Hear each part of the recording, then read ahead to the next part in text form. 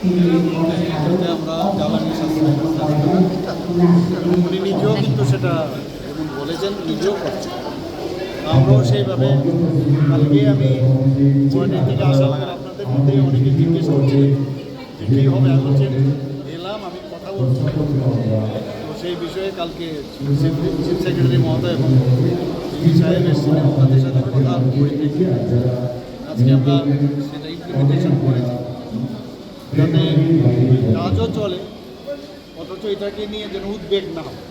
আমাদের প্রধানমন্ত্রী যেটা বলেছেন যে যেহেতু আমাদের কনস্ট্রেন আছে বাইরের থেকে জ্বালানি আমাদের আনতে, সেই জায়গায় আমরা একটু সাবধানতা অবলম্বন করা উচিত।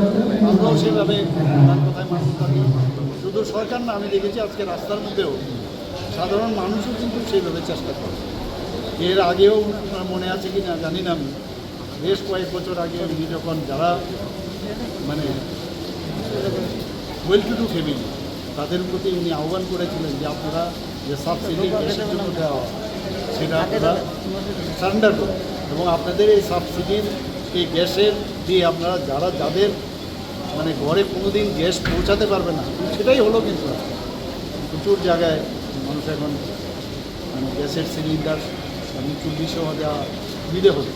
এইরকম কোভিডের সময় উনি যখন যে কথাটা বলেছেন আহ্বান রাখেন, খুব ভেবে চিন্তে করে তারপরে কোনো একটা বিষয় উনি সম্পর্কে আহ্বান।